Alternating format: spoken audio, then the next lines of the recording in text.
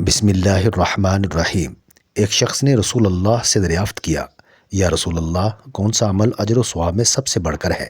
آپ صلی اللہ علیہ وسلم نے ارشاد فرمایا، وہ صدقہ جو تم صحت و تندرستی کی حالت میں دو جب کہ تمہیں دولت کی ضرورت ہو، تنگ دستی کا خوف ہو، سرمایہ کاری کی خواہش ہو۔ صدقہ کرنے میں اتنی تاخیر نہ کرو کہ روح خالق تک آ پہنچے، پھر تم آخری وقت کہو کہ فلاں کو اتنا دے دو، فلاں کو اتنا، حالانکہ اب وہ مال تو وارثین کا ہو چکا ہے۔ اپنے نفس کو اللہ کی یاد اور استغفار میں ڈوبنے کی عادت ڈالیے، کیونکہ یہ نہ صرف آپ کے گناہوں کو مٹائے گا بلکہ آپ کے ثواب میں بھی بے شمار اضافہ کرے گا۔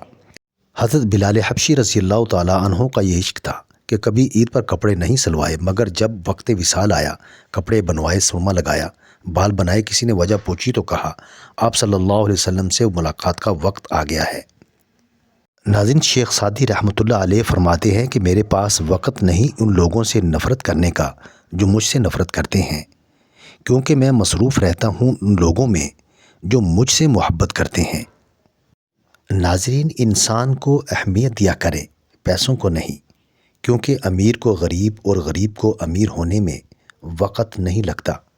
کامیابی حاصل کرو، لیکن پیسے کے لیے نہیں بلکہ اپنی پہچان بنانے کے لیے۔ مشکلات میں گھبرانا نہیں چاہیے، ستارے ہمیشہ اندھیرے میں ہی چمکتے ہیں۔ ناظرین، کسی کی پہچان علم سے نہیں ہوتی بلکہ ادب سے ہوتی ہے، کیونکہ علم تو ابلیس کے پاس بھی تھا لیکن وہ ادب سے محروم تھا۔ معاف کر کے آگے بڑھ جائیں ان سب لوگوں کو جنہوں نے دل دکھایا، تہمت لگائی، برا بھلا کہا، آپ کے لیے لغو بات کہی، آپ کو پریشان کیا۔ یقین جانیں آپ کا رب کچھ نہیں بھولتا، اور وہ جب حساب برابر کرتا ہے تو نا انصافی نہیں کرتا۔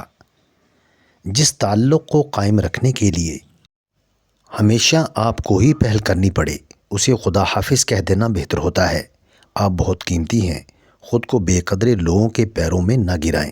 ایک بزرگ فرمانے لگے، بیٹا، جب شوہر، بھائی یا والد سو جائیں تو عورت اپنے رزق میں اضافے کے لیے ان کے سرہانے کھڑی ہو کر 3 مرتبہ درود ابراہیمی، 3 مرتبہ یا 7 مرتبہ یا اللہ کا ورد کرے، اور یہ عمل تقریباً 1 ہفتہ کرے، رزق بڑھنا شروع ہو جائے گا۔